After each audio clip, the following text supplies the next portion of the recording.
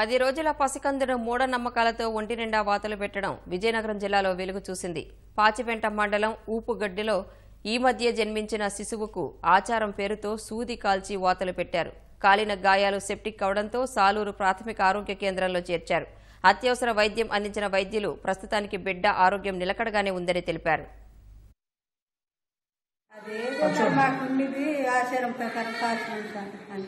మీరు ఎవరికి కూడా అందరికి ఎలాగే చేస్తారా? మీ ఊర్లో పుట్టిన ప్రతి ఒక్కరికి పిల్లల కల్లా ఆచారం ప్రకారం అలా చేయకపోతే మరి ఇప్పుడు కూడా అలాగే కాలుస్తారు. కాల్చకపోతే మరి పుట్ట పొంగు వచ్చి చనిపోతారని అలా కాలుస్తారు. బేబీకి పచ్చకామలు రావడం వల్ల తర్వాత బేబీకి మంచి చేకూరుస్తుందని బేబీని యాక్చువల్గా కాల్చారు.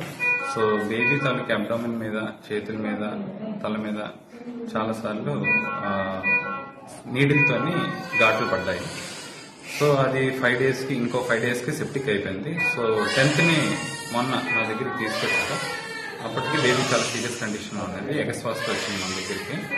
సో బేబీకి హై యాంటీబయాటిక్స్ ఇచ్చి తర్వాత ఫ్లూయిడ్స్ అది ఇచ్చి బేబీని CPAP అనే మెషిన్ మీద పెట్టాము.